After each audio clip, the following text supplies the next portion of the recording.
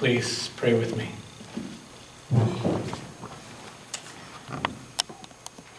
May these words that I speak be grounded in my soul, encouraged by the God presence in me. And may these words that you hear be captured by your soul, enlivened by the God presence in you. Amen. Today is the Sunday we refer to as Epiphany and marks the beginning of the season of light. Most often we frame this around Jesus, whom both John and Matthew in their Gospels called the light of the world. Of course, in the Christian tradition, Jesus as the light of the world makes perfect sense. He is the one we are called to follow, the one we are called to be like and to live like. The question for me, however, is, beyond our understanding of Jesus as light, what does it mean for us as individuals to enter Epiphany, to enter the season of light? It seems to me that there are two ways to understand light as symbol in our lives. One way is to see light as that something out there around us, beyond us, something to believe in and to give us hope. Jesus represents this kind of light. Another way, as complement to this, is to see light as something within each of us, kindled by our own God Spirit, so that we become light in just the way that Jesus did in his time and place.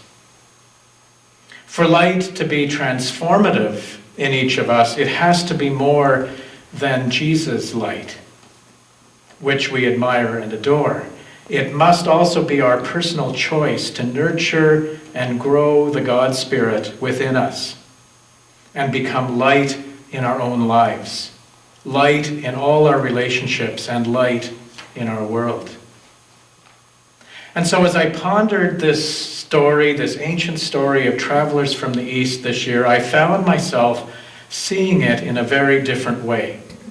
Not unlike the story itself, which takes the wise ones home a different way.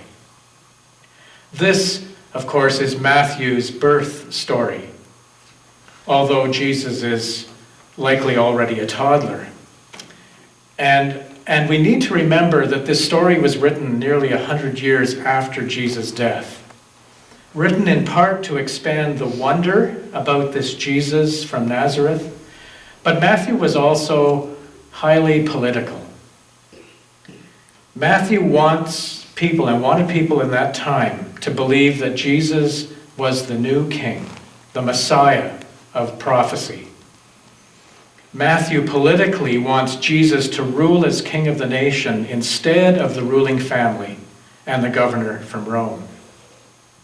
Matthew religiously wants Jesus to replace the institution, the religious institution which many believed had lost sight of God. Now, all of that is a sermon or two or three in itself, and I'm not even going to go there. I want to take a completely different path. One, I'm sure, that wasn't even in Matthew's mind as he created this mythic story. Today I want to focus on the three gifts. Gifts which Matthew stole directly from other Old Testament stories. These are the gifts of gold, myrrh, and frankincense. My epiphany this past week, in part brought to light by my ongoing experience of loss and grief, is to see symbols of light in these gifts. These gifts that acknowledge and honor the life of Jesus, who lived the way of wisdom, a shining light in a dark world. These gifts can become tools for us, each and every one of us, to live the way of wisdom and let our light shine more brightly. And so I found myself wondering what each of these three gifts might be symbol for today. Symbols that embraced would be food for our souls and light in our lives. Gold. Gold then becomes a symbol of gratitude as a gift of light. This is not meant to equate gratitude with material wealth, but rather to see gold as metaphor for the way blessing abounds in our lives, regardless of our circumstances. I have come to see that even in deep sorrow, there is always many things for which to be thankful.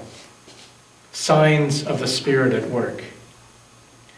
The more we are able to embrace gratitude in all the ways that it manifests, the more light we will embody and the more light we will be in the world. Myrrh then becomes symbol for trust as a gift of light.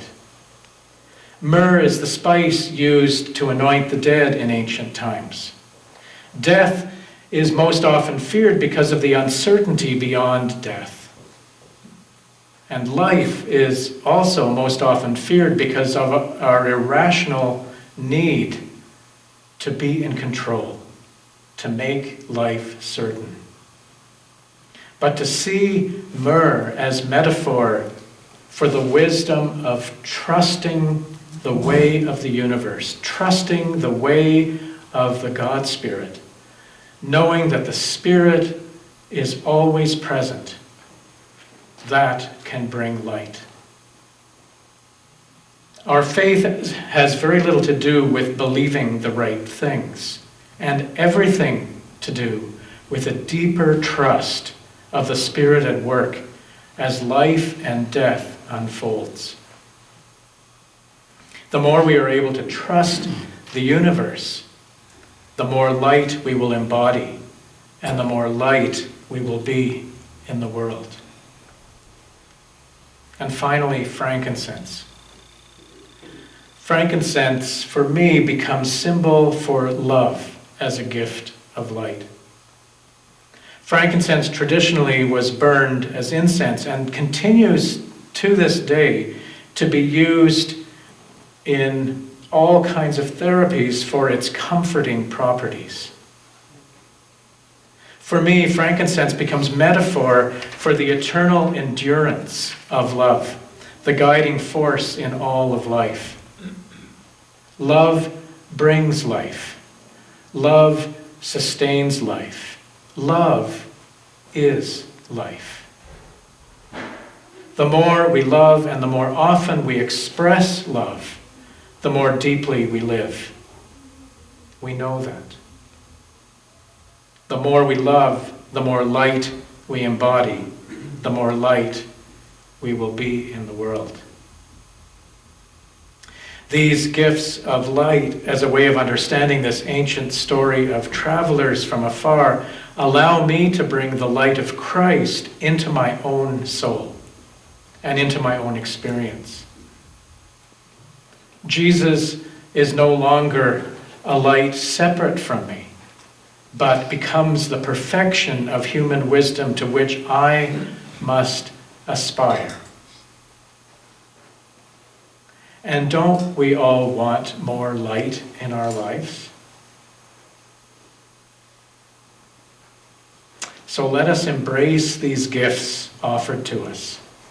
The gift to live in gratitude. The gift to live in trust. And the gift to live in love. Gifts of light for people of the Spirit.